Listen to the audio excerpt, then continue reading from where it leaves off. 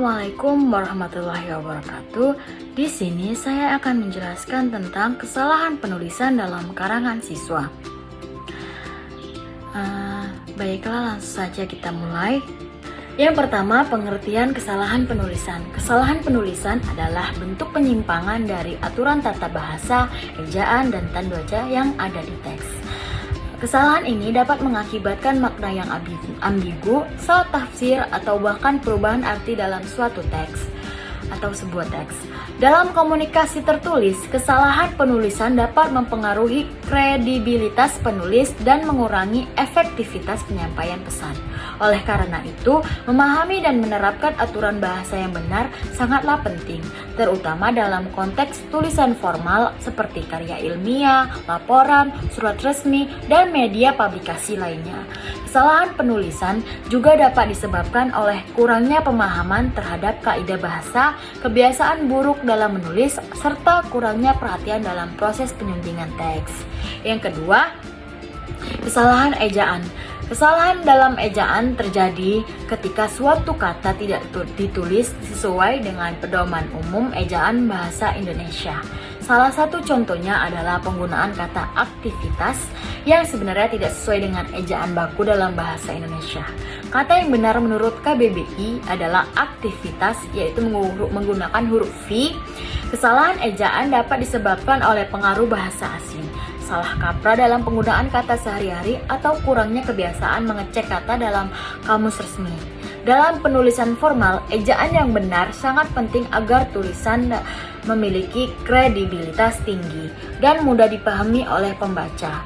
Untuk menghindari kesalahan ini, penulis sebaiknya selalu mengecek ejaan kata penggunaan sumber yang valid seperti KBBI Daring. Yang ketiga, kesalahan dalam huruf kapital. Huruf kapital memiliki aturan penggunanya yang harus dipatuhi dalam penulisan bahasa Indonesia. Salah satu kesalahan umum adalah tidak menggunakan huruf kapital pada awal kalimat atau pada nama sendiri. Misalnya, Jakarta adalah ibu kota Indonesia, yang seharusnya huruf J di awal kalimat itu huruf kapital. Selain itu, huruf kapital juga digunakan untuk nama lembaga, gelar kehormatan jika diikuti oleh nama, serta nama hari dan bulan. Penggunaan huruf kapital yang tidak sesuai dapat membuat tulisan tampak kurang rapi dan sulit dipahami. Dalam konteks formal, kesalahan ini dapat mengurangi kredibilitas tulisan, sehingga penting untuk selalu memeriksa aturan penggunaan huruf kapital sebelum menulis. Yang keempat, kesalahan dalam kata ulang. Kesalahan dalam penulisan kata ulang sering terjadi karena kurangnya pemahaman mengenai penggunaan tanda penghubung atau tanda hubung. Kata ulang yang memahami makna kalimat, misalnya anak-anak, yang seharusnya ditulis anak garis penghubung anak. Dalam KBBI, kata ulang yang berupa pengulangan utuh atau sebagian harus menggunakan tanda hubung agar lebih mudah dipahami. Kesalahan lain yang sering terjadi adalah penggunaan angka sebagai kata ulang, seperti anak terus angka 2, yang seharusnya tetap ditulis anak penghubung anak atau anak-anak. Dalam komunikasi resmi atau akademik, penulisan kata ulang harus mengikuti aturan yang berlaku agar tulisan tetap profesional dan mudah dipahami oleh pembaca. Yang kelima, kesalahan dalam preposisi. Preposisi atau kata depan seperti di dan ke harus digunakan dengan benar sesuai dengan tata bahasa Indonesia. Kesalahan umum yang sering ditemukan adalah menuliskan kata depan secara langsung melekat dengan kata benda yang mengikutinya, seperti dalam di rumah, yang seharusnya di spasi rumah. Kata di sebagai preposisi harus dipisahkan dari kata benda yang mengikutinya. Sedangkan jika berfungsi sebagai imbuhan seperti dimakan, maka harus digabungkan dengan kata kerja. Kesalahan ini sering terjadi karena kurangnya pemahaman mengenai perbedaan fungsi preposisi dan imbuhan. Dalam penulisan formal, memahami aturan sangat penting agar tulisan lebih jelas dan mudah dipahami. Yang keenam, kesalahan dalam kata ganti. Kata ganti seperti ku, mu dan nya harusnya ditulis serangkai dengan kata benda yang mengikutinya. Misalnya, rumahku adalah bentuk yang salah dan seharusnya ditulis rumahku, tidak ada kata pisah di situ. Kesalahan ini sering terjadi karena pengaruh kebiasaan berbicara yang tidak memperhatikan kaidah bahasa tulis. Selain itu, dalam beberapa kasus pemisahan kata ganti bisa menyebabkan makna yang berbeda atau menjadi tidak efektif. Dalam penyampaian pesan, untuk menghindari kesalahan ini, penting bagi penulis untuk memahami aturan bahasa yang berlaku dan selalu mengecek kembali penulisan kata ganti dalam kalimatnya. Yang ketujuh, kesalahan dalam singkatan dan akronim. Kesalahan dalam singkatan sering terjadi karena kurangnya pemahaman mengenai aturan penggunaan tanda baca.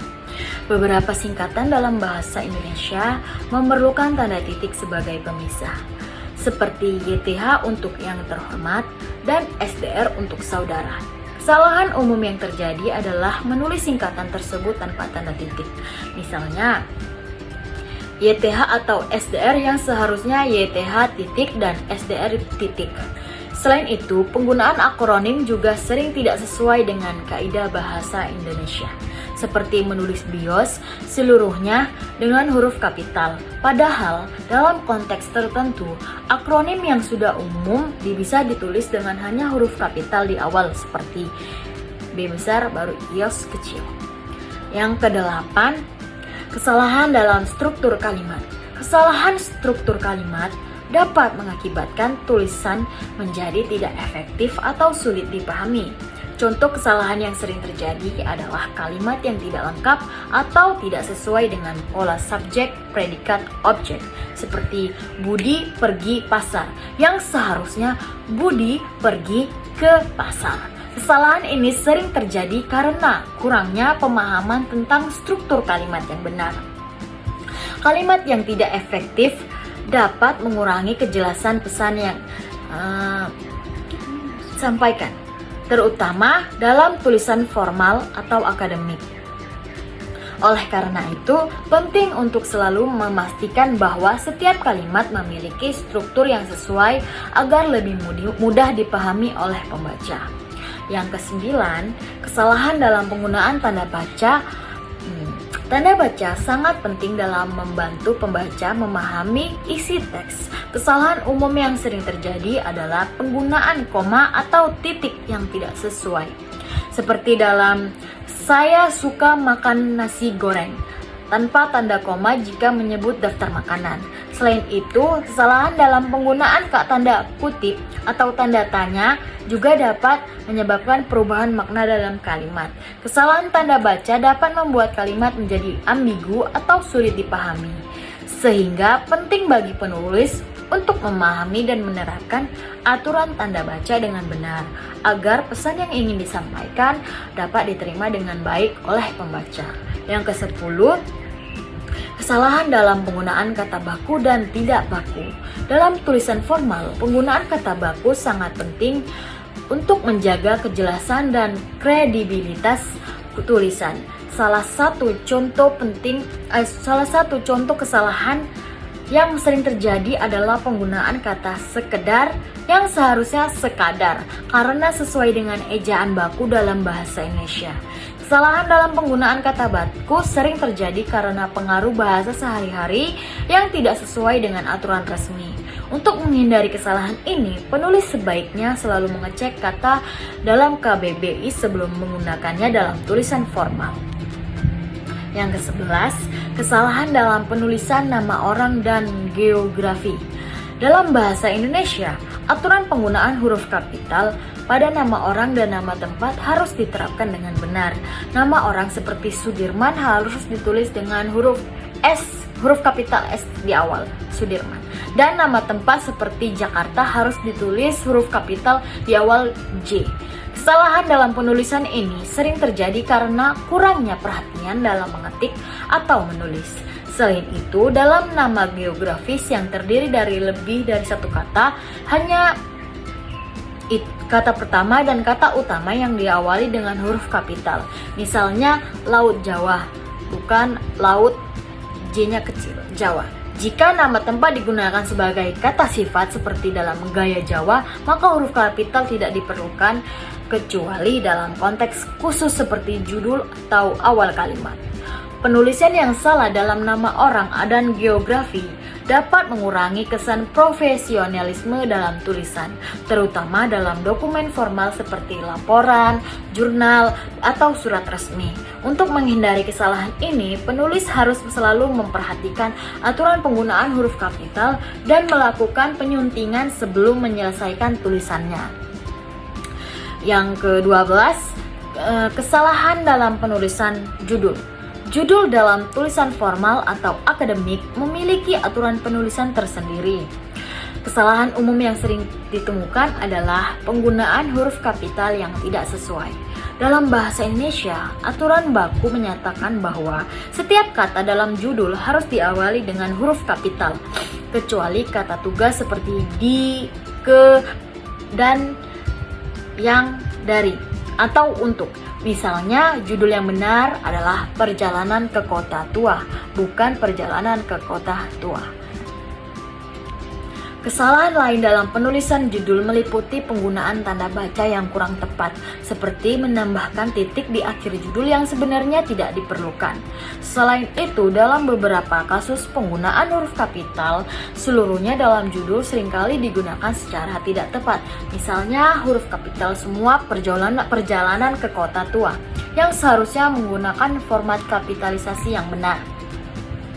Untuk menghindari kesalahan dalam penulisan judul, penting bagi penulis untuk memahami kaidah kebahasaan yang berlaku, serta memastikan bahwa setiap kata utama dalam judul diawali dengan huruf kapital dengan benar. Ke-13, kesalahan dalam penggunaan kata serapan. Kata serapan adalah kata yang berasal dari bahasa asing dan telah disesuaikan dengan ejaan bahasa Indonesia. Kesalahan dalam penggunaan kata serapan sering terjadi karena ketidaktahuan mengenai bentuk baku dari kata tersebut. Contohnya kata download seringkali digunakan dalam tulisan bahasa Indonesia, padahal bentuk bakunya adalah unduh. Demikian pula kata akses lebih sesuai dibandingkan dengan akses, dan analisis lebih tepat dengan analisis. Dalam banyak kasus, penggunaan kata serapan yang tidak sesuai dengan dapat mengurangi kejelasan tulisan serta membuat teks menjadi tidak konsisten. Bahasa Indonesia telah mengadaptasi banyak kata serapan agar lebih sesuai dengan aturan tata bahasa dan ejaan yang berlaku. Oleh karena itu, dalam penulisan formal atau akademik, penting untuk selalu memilih bentuk kata serapan yang sudah diakui oleh Kamus Besar Bahasa Indonesia daripada menggunakan bentuk aslinya dari bahasa asing. Kesalahan ini sering dianggap atau disebabkan oleh pengaruh media sosial dan kebiasaan berbicara dalam bahasa campuran yang sering digunakan dalam komunikasi sehari-hari. Untuk menghindari kesalahan ini, penulis sebaiknya selalu mengecek kata-kata yang digunakan dan memastikan bahwa kata serapan yang dipilih telah sesuai dengan kaidah bahasa Indonesia. Selanjutnya, kesalahan dalam redundansi kata. Redundansi kata atau pengulangan yang tidak diperlukan seringkali membuat tulisan menjadi tidak efektif dan bertele-tele. Salah satu contoh yang sering terjadi adalah penggunaan kata sangat bagus sekali, yang sebenarnya cukup ditulis sebagai sangat bagus atau bagus sekali. Penggunaan dua kata yang memiliki makna serupa dalam satu frasa dapat mengurangi kejelasan dan efisiensi dalam komunikasi tertulis. Contoh lain dari kesalahan redundansi adalah turun ke bawah, yang seharusnya cukup ditulis sebagai turun atau naik ke atas, yang cukup ditulis dengan sebagai naik. Kesalahan ini terjadi karena kebiasaan berbicara yang tidak disadari terbawa dalam tulisan formal. Dalam penulisan yang efektif, setiap kata harus memiliki fungsi yang jelas dan tidak boleh ada pengulangan yang tidak diperlukan. Oleh karena itu, penting bagi penulis untuk selalu mengevaluasi kalimat yang ditulis dan memastikan bahwa tidak ada kata-kata yang berlebihan atau tidak perlu dalam teks yang dibuat. Selanjutnya, penyebab kesalahan penulisan.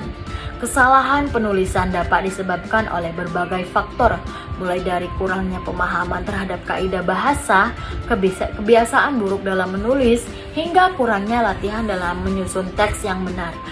Salah satu penyebab utama kesalahan adalah minimnya pengetahuan tentang pedoman umum ejaan bahasa Indonesia dan Kamus Besar Bahasa Indonesia, sehingga banyak penulis yang tidak menyadari bahwa kata atau struktur yang mereka gunakan tidak sesuai dengan aturan yang berlaku.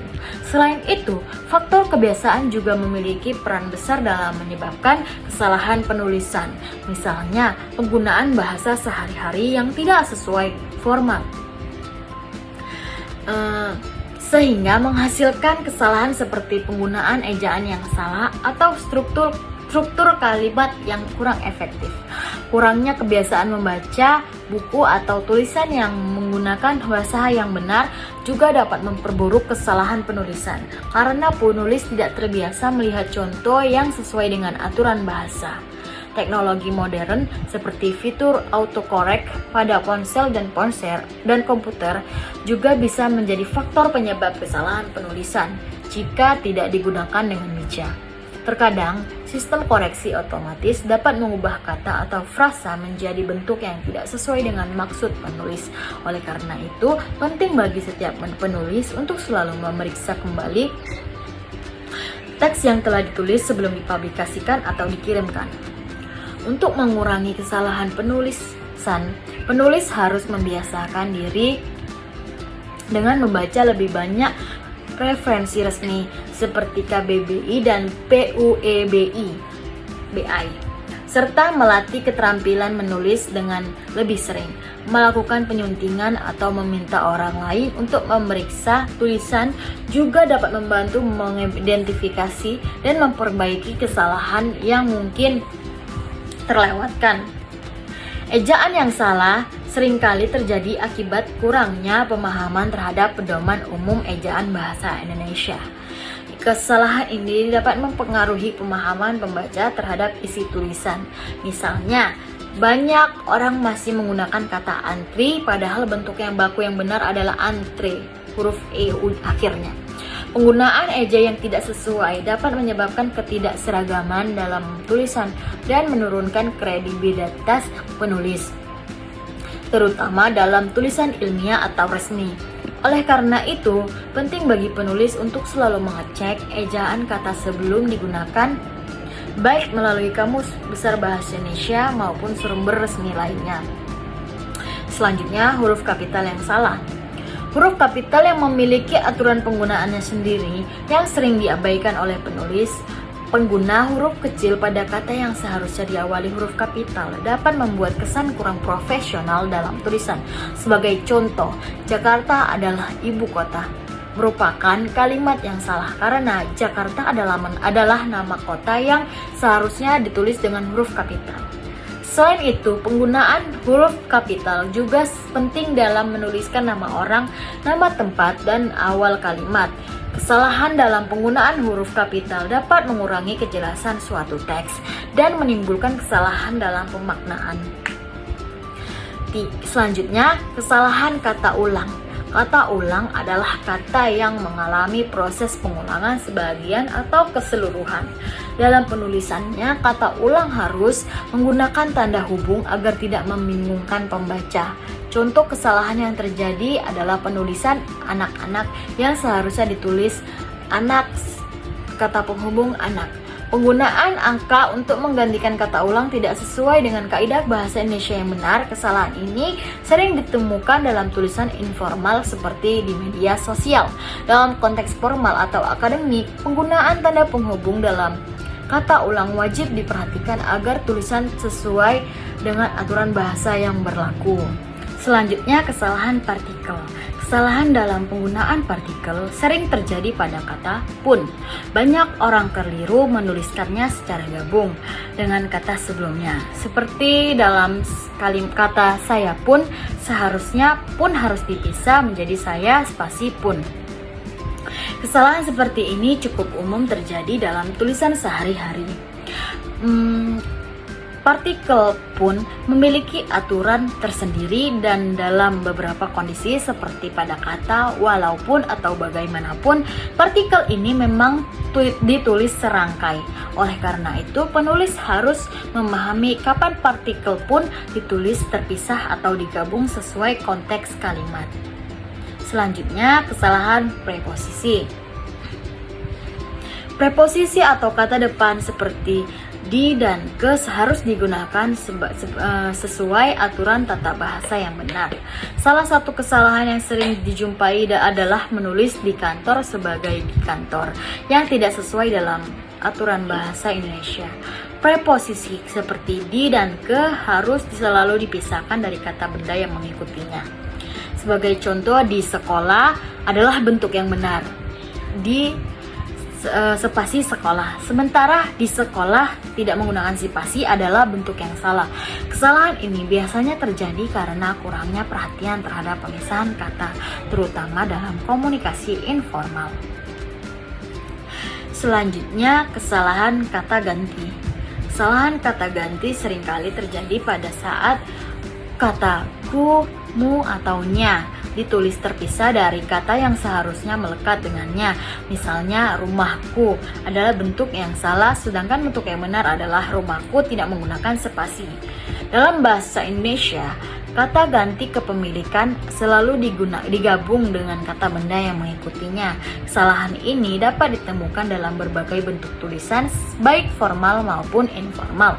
Memahami aturan penulisan kata ganti sangat penting agar tulisan tetap sesuai dengan kaidah bahasa yang benar.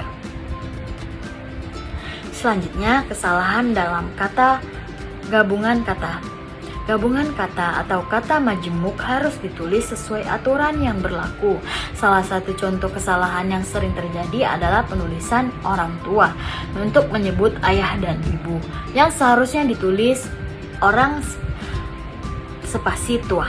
Kata orang tua dalam bentuk gabungan tanpa spasi sebenarnya tidak memiliki makna yang jelas dalam bahasa Indonesia. Oleh karena itu, pemisahan kata dalam gabungan kata harus diperhatikan agar tidak terjadi perubahan makna dalam kalimat. Selanjutnya, kesalahan dalam penggunaan singkatan. Kesalahan dalam penggunaan singkatan sering terjadi ketika tanda titik yang diperlukan dihilangkan. Contohnya, banyak orang menulis YTH tanpa tanda titik, padahal bentuk yang benar adalah YTH titik. Dalam bahasa Indonesia, beberapa singkatan memang membutuhkan tanda titik untuk menunjukkan bahwa kata tersebut merupakan hasil pemendekan. Mengabaikan tanda titik dalam singkatan dapat menyebabkan ketidakjelasan dalam tulisan dan mengurangi kesesuaian dengan kaidah bahasa baku. Selanjutnya, kesalahan dalam tanda baca. Kesalahan tanda baca bisa menyebabkan perubahan makna dalam kalimat. Misalnya, saya suka makan, nasi goreng adalah bentuk yang salah karena koma tidak diperlukan di antara makan dan nasi goreng. Kesalahan dalam tanda baca ini membuat kalimat menjadi kurang jelas atau bahkan mengubah arti kalimat secara keseluruhan. Oleh karena itu, penggunaan tanda baca harus diperhatikan agar pesan dalam tulisan dapat tersampaikan dengan baik kepada pembaca. Selanjutnya, kesalahan dalam penulisan judul. Penulisan judul yang benar harus menggunakan huruf kapital pada kata-kata utama, kecuali kata tugas seperti di, ke, dan. Contoh kesalahan yang sering terjadi adalah perjalanan di kota tua yang seharusnya ditulis sebagai perjalanan di kota tua. Judul yang tidak mengikuti aturan kapitalisasi dapat terlihat kurang rapi dan kurang profesional. Oleh karena itu, penting untuk memahami aturan penulisan judul agar tampilan tulisan lebih baik dan sesuai dengan kaidah bahasa yang benar. Selanjutnya, studi kasus yang pertama, kesalahan huruf kapital dalam karangan siswa. Penggunaan huruf kapital di awal kalimat dan dalam penulisan nama tempat adalah salah satu aspek penting dalam menulis yang sering kali diabaikan oleh siswa. Siswa yang menulis Jalan Sudirman menunjukkan kurangnya kesadaran akan pentingnya penggunaan huruf kapital. Dalam konteks ini, Jalan Sudirman bukan hanya sekedar nama, melainkan juga mencerminkan identitas dan penghormatan terhadap tempat tersebut. Kesalahan ini dapat mengakibatkan kebingungan bagi pembaca dan menunjukkan bahwa siswa belum sepenuhnya memahami kaidah penulisan yang benar. Melalui latihan dan pembelajaran yang tepat, siswa diharapkan dapat lebih memahami kapan dan di mana huruf kapital harus digunakan, sehingga tulisan mereka menjadi lebih profesional dan mudah dipahami. Studi kasus yang kedua, kesalahan kata ulang dalam karangan narasi. Kata ulang dalam bahasa Indonesia memiliki fungsi dan makna tertentu yang perlu dipahami dengan baik oleh siswa.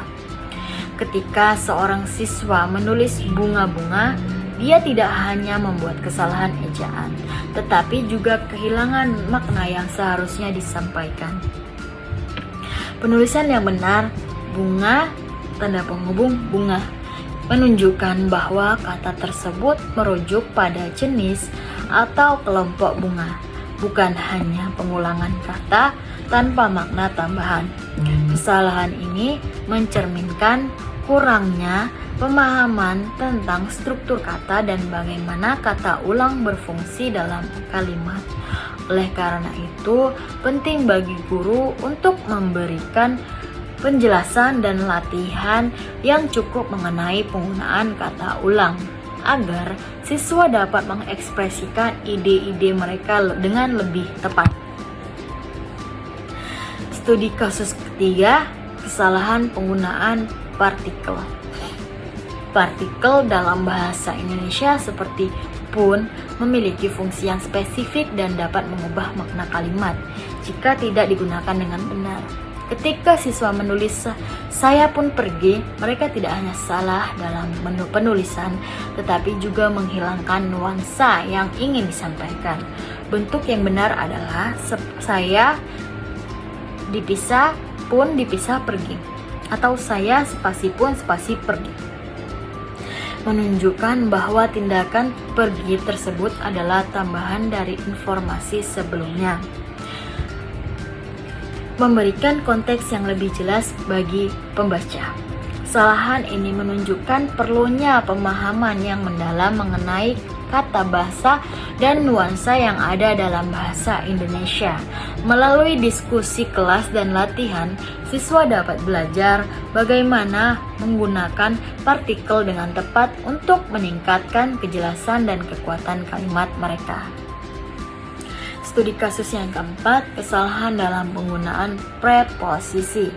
Penggunaan preposisi adalah hal yang krusial dalam penyusunan kalimat yang baik dan benar. Kesalahan seperti di kantor menunjukkan kurangnya pemahaman siswa tentang penempatan preposisi yang benar. Seharusnya ditulis di spasi kantor atau kalimat dipisah kantor, di mana preposisi di berfungsi untuk menunjukkan lokasi secara tepat. Ketidakpahaman ini tidak hanya mengganggu alur kalimat, tetapi juga dapat menyebabkan kebingungan bagi pembaca.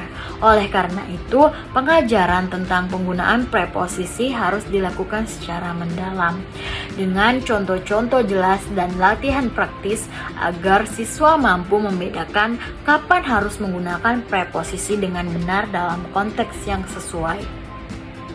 Studi kasus yang kelima, kesalahan dalam struktur kalimat. Menyusun kalimat yang efektif adalah keterampilan penting dalam menulis. Siswa seringkali menghadapi tantangan ketika mencoba menyampaikan ide mereka dengan cara yang ringkas dan jelas. Contoh kalimat panjang seperti, "Saya pergi ke pasar untuk membeli sayur karena di rumah tidak ada sayur dan saya ingin memasak." menunjukkan bahwa siswa perlu belajar cara menyederhanakan pikiran mereka. Kalimat ini bisa disusun ulang menjadi, saya pergi ke pasar untuk membeli sayur karena tidak ada di rumah. Yang lebih langsung dan mudah dipahami. Melalui latihan menyusun kalimat yang lebih padat, siswa dapat belajar untuk menghindari kebingungan dan menyampaikan ide mereka dengan lebih efektif. Dari penjelasan saya yang sudah saya jelaskan, saya memiliki kesimpulan, yaitu kesalahan penulisan yang terjadi pada siswa seringkali mencerminkan kurangnya pemahaman terhadap aturan bahasa yang berlaku. Oleh karena itu, penting untuk melakukan perbaikan melalui latihan terstruktur dan peningkatan pemahaman terhadap pedoman umum ejaan bahasa Indonesia. Guru harus lebih berperan aktif dalam memberikan bimbingan kepada siswa melalui metode pengajaran yang menarik dan interaktif. Dengan demikian, baik guru maupun siswa dapat berkolaborasi dalam proses pembelajaran untuk meningkatkan keterampilan menulis dan menghasilkan karya tulis yang lebih baik serta sesuai dengan kaidah bahasa yang berlaku. Baiklah, itu saja yang dapat saya sampaikan. Semoga ilmunya dapat bermanfaat untuk kita semua. Amin. Wabillahi taufiq wal hidayah. Assalamualaikum warahmatullahi wabarakatuh. Terima kasih.